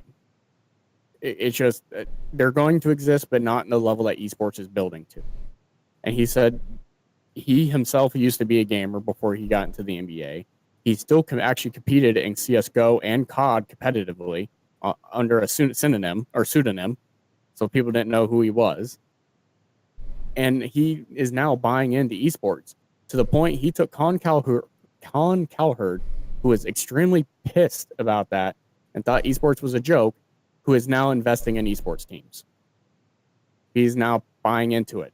What do you think of that kind of marketing with esports, where you're getting people who are and I get what you're saying, but people who were always for esports and now people who are turning for esports beyond just the marketing side, they see the future beyond marketing, that this is the future of sports, period.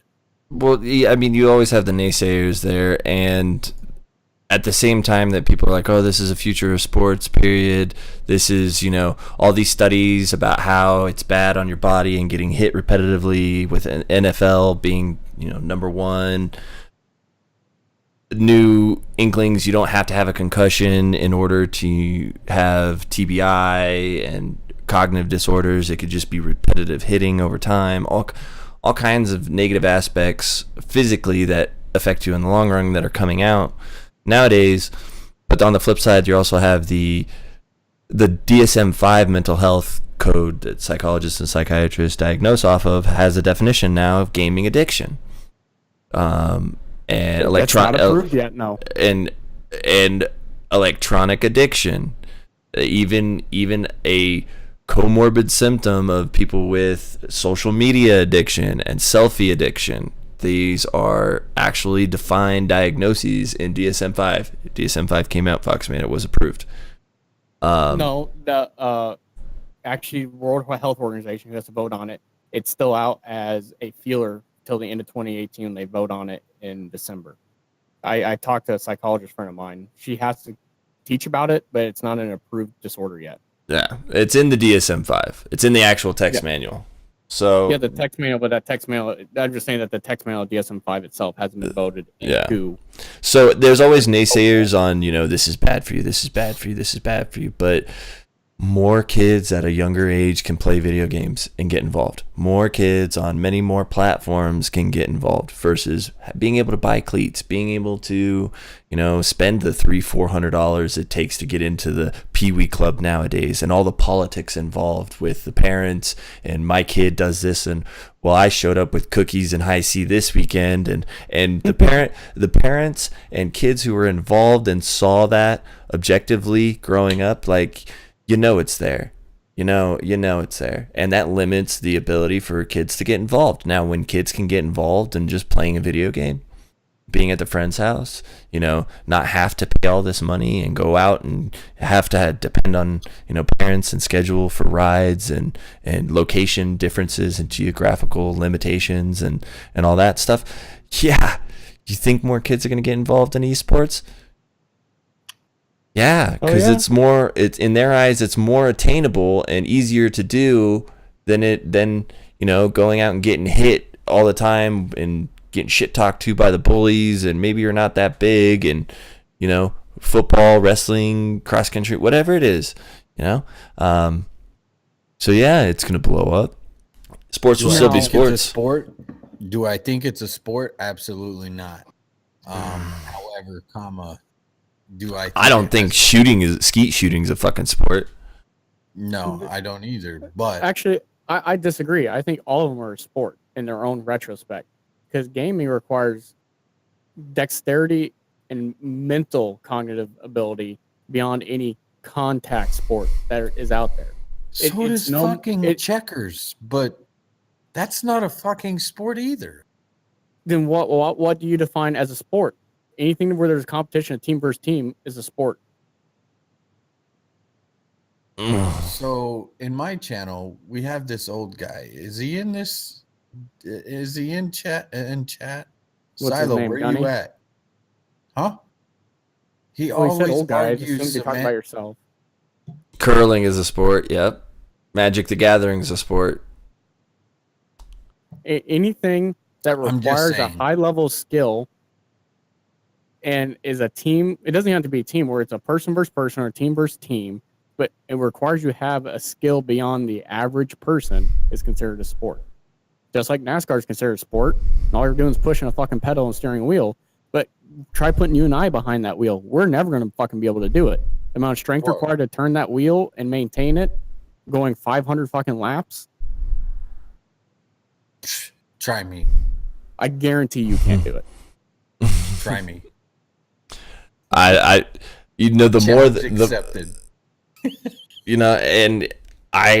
There's a level of dexterity, cognitive ability is one, spatial awareness, to be able to put your mind in a virtual setting, to know the virtual distance and angles of certain things is ridiculous, and the mathematics you have to do in your head and just going and trying to do the things that other gamers do in those games is just like, wow, they really practice this. They really have been doing this for a while, because it's not that easy. And when I thought it was that easy, and that's changed my view on, is it a sport? And has leaned it more towards, no, it's not a fucking sport. I was a wrestler, dude. That fucking took blood, sweat, and tears. I on the English Olympic and junior, well, first the junior Olympic team and then the Olympic team for collegiate wrestling and freestyle wrestling. I traveled all over the world and competed on a national level. That's a fucking sport. And then I play some competitive COD, and I'm just like, man, I was an athlete, dude. I have a good reaction time. Why the fuck can these people do shit that I can't do? And it takes something that I'm not good at, or I don't have the reaction time or the cognitive ability or something. There's something that they have skill wise. Because they can barely pick up their dinner fork. That's not true. That's not true, because there's a lot of competitors in the You're late 20s. stereotyping Even now. CSGO has a 32-year-old pro player that recently won a championship last year or something. It's personal reaction time, natural cognitive ability. It's going more into the realms of, providing supplements for your brain versus your body. It's opening a whole different realm of competition. Yep. And it's fun to see, but you got to sit there open-minded, because why does this guy sound like a flip-flop?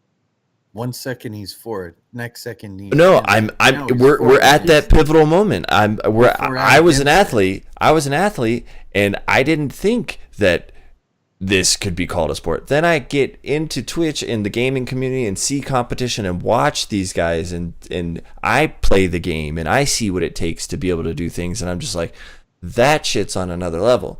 You're on another level. I'm just trying to compete and play games and have fun, but obviously you fucking are on whoa. Yep. I'm going to go with MC Prodigy on this. Go and throw that mute on Gunny real quick. It's been one of my exes. I concur. Mute that. I concur 100%. I say mute that ass. I say it is a sport because of that. You have those esports players, that are literally going through surgeries in their late 20s for carpal tunnel and everything else because they're practicing and trying so hard. So there is blood, sweat, and tears into that practice, that trial. Mm-hmm. They have abilities that are way beyond a lot of us in hand-eye coordination, cognitive abilities. And just to prove a point, like my grandfather told me a long time ago when I first started out in the game, he got really pissed. Like, I don't know why you're doing that. Why don't you just come watch TV like a normal person? That's not a real sport.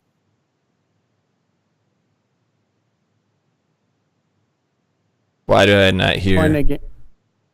Go ahead. Why did you watching football, why is that any different than me watching someone play a video game? Oh, it's different. No, it's not. You're watching someone play a game, whether it's football or a video game. A game is a game. You're not out there playing it. You're sitting in front of a TV watching it.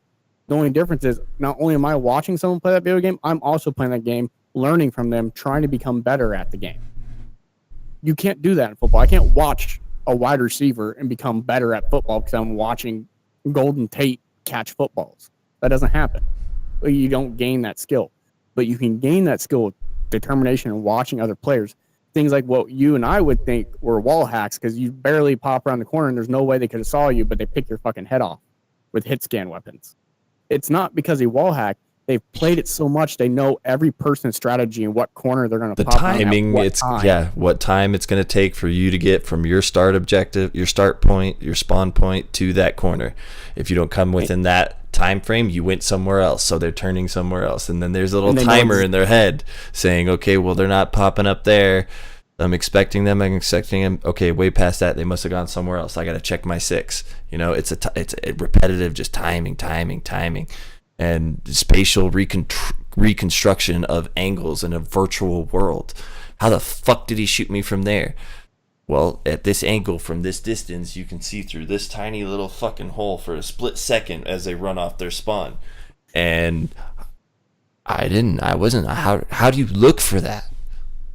That takes a different mindset. That takes a different cognitive ability. Both of us, so you were sitting there talking with your hands and no one could hear you. He both of his exes. Oh, you dick. But the big story short is Gunny's stereotypical bullshit of stereotyping gamers and esports players is going away. People are realizing this is the legit real deal. Whether you like it or not, esports is here to stay in a big way. Thank you. I know Slow Reflex, like, why the hell are we talking about Overwatch? Because Overwatch is bringing esports mainstream. Overwatch has taken esports and it's elevated it to the big stage. That being said, I say we move on to our final topic of the day, the 5 clips of the week. Yeah, Twitch clips of the week. Whoop, whoop, whoop. What do we got?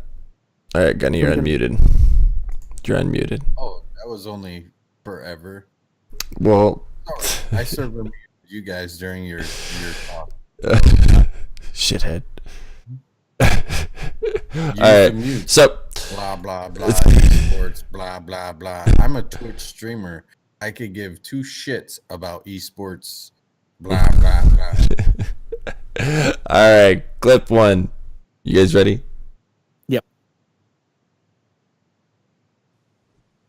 This is Lift Heavy, destroying shit. Pretty good graphics. I like. I like what you can see and what you can do.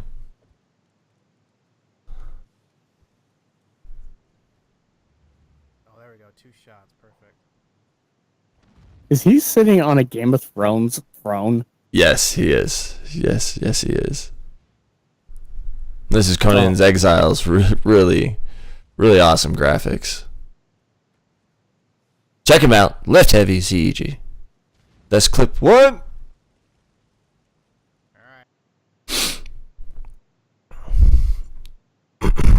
Oh, it's so good we're playing it again? Well, I have to let it. Whatever. You're not even understanding. Clip two. Salty surprise. Yo, this is what's up. Pump action. Is he pump action sniping? Yeah, he's taking out like everybody. What the? What? See, I don't get Fortnite. The Wait. hit register and the amount of damage it does. Hit him in the head 11, hit him in the ass 90. What? Yeah, he took out the entire fucking team. Entire team. Pump That's action. Captain America. It's not even semi-auto. No, just pump. There's a delay. I couldn't do it. I tried to pump.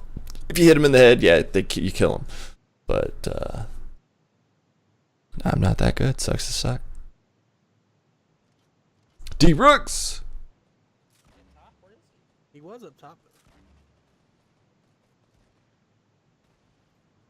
Is that all of them? No. Oh, look at that tongue. He's got the tongue going. You know he's focusing. Hunting him down. Oh, get out of here. See, pump. I'm telling you, bro. You have a good headshot. Nice, dude. We're gonna get all the little. Rain burst out. The pump is OP. Have you seen the people running double pump in that? It's fucking I thought you were gonna cut right, so I started shooting at that guy to keep him up. Oh, this fucking asshole Hellboy again. Playing a game no one likes. You went straight down through mid. Arguing over a wager. Yeah, I was in front of you though. I had him like in my eyesight, my line of sight. Yeah, it's in it. Mid. Another. Good shit, dude. Yeah, both of them. Whoa. Good. Hellboy, watch out. Yay! I did something. I don't know how I got the last headshot. No That's idea. aimbotting. No idea. Yeah, right. Did you see how fucking everywhere that last shot was? I didn't even aim at the dude. Like one bullet grazed his head or some shit. That first one got him as he was crouching. I think you nicked him right in the ear. Yeah, right. And number 5. Who was this? Blazing Wood, who is also known as Nighthawk in our community Discord. Playing some Fortnite. Had the Cupid crossbow arrow thing coming out. Gets hit with a crossbow.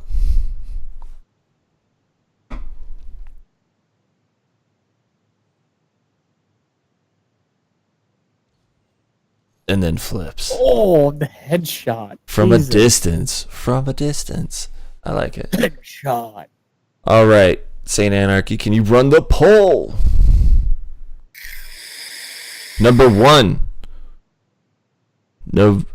Yep. 0 no video. So number 1, Nighthawk. 2, D Rooks. 3, Hellboy. 4, Salty Surprise. 5, Lift Heavy. Exclamation vote space the number.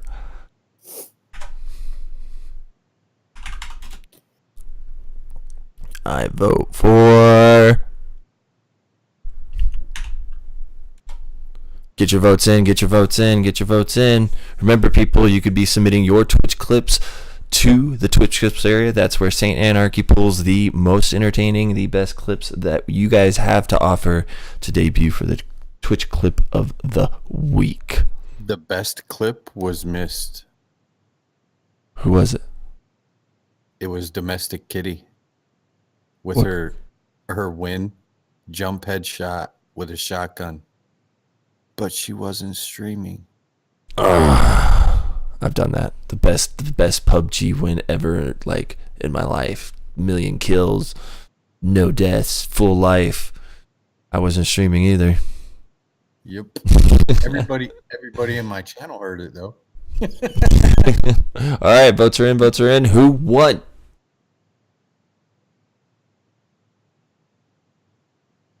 Nighthawk wins with 6 votes. Let's see it again.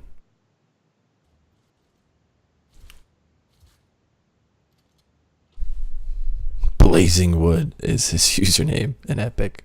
You guys want to play with him? Hit him up. Great PC guy. Still, you got hit in the barely got hit in the shoulder. Yeah, he got nicked in the shoulder. Straight up Rambo'd. That was a good one. Just wanted to mention that streamer of the month for the January was Slow Reflexes. Congratulations, Slow Reflexes. Keep up the hard work. As soon as the store gets up, we have 2 streamers that will be debuting plus a street team for apparel items. That is Dope Mellow and Slow Reflexes. It was a great stream. We were pushing the bounds every stream, every podcast. You guys are fucking awesome. Anything else you guys like to add? No? Nope. Have a good night, Omnia. And catch you We will later. See you next week. My Monday. Have fun. Later. Who we hosting? Oh shit. Give you 5 seconds on that one, you guys. Who we hosting? I'm getting there. I'm loading channels right now. Who we hosting? Weird. People. Who are we gonna show the love to? There's Amazing Anna. Is Salty Surprise went live? Did a Salty Surprise go live? Pastor I Chris don't see him, but it could also be my thing being screwed up. again. went live. Let me double check on that real quick. Twitch.tv, a Salty Yeah, Imposter Chris is live. Surprise.